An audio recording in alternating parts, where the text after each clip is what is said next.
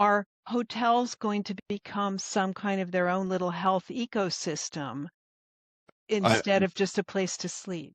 yeah, I mean, the whole thing is if you look at hospitals right now, according to the like Nurse Nightingale design, hospitals are intrinsically unhealthy places. And they've done interesting studies where it's like just having the presence of a live plant in the room with a recovering patient increases time to recovery out of the ICU by like 50%.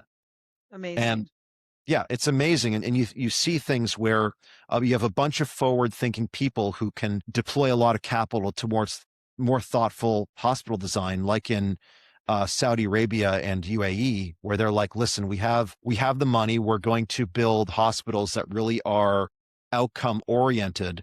And they build these beautiful, beautiful buildings where people can actually recover. And these are hospitals that feel like hotels in a lot of ways. And that's Mm. what we get from a lot of the private healthcare side. And then we see brands that sort of blend the two to be sort of luxury health clinics that are also hotels. Like one that I'm a huge fan of is Lanzerhof in Mm. Germany and Me too. Austria. Love Lanzerhof.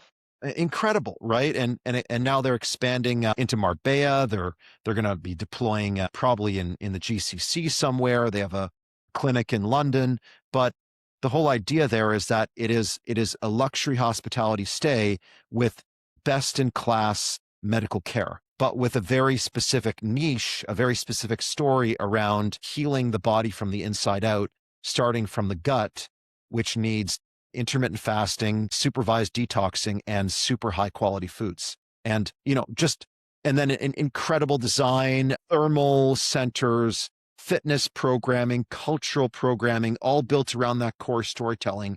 And then before you know it, you have a brand that has been known for 50 years for this, has helped countless people.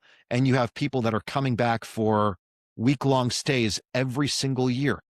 I think most of these longevity clinics have very high repeat visits. I mean, they're purpose built, as you said, with all of those things we've talked about, Mhm. sound and lighting and comfort and nutrition and movement and the physical therapies that are so attractive to people as a destination. Obviously doesn't work as well in an urban environment or a transit or a business Yeah. hotel. I But mean, I know, yeah. go ahead, Adam. No, I mean, not to torture test that idea, right? You have this whole advent that came about during the pandemic called staycations. So if you think about it, an urban hotel can excel at this if they design a story and a program around staycations where somebody who, is grinding it out in on Wall Street in New York and they decide to have a staycation at a luxury hotel somewhere in the city where they have a longevity center and they're put through an integrated wellness stay that over say 2.5 days they can get some solid restoration and then take the subway back home. Very true. Very true. It is an overlooked opportunity. Thank you for sharing that.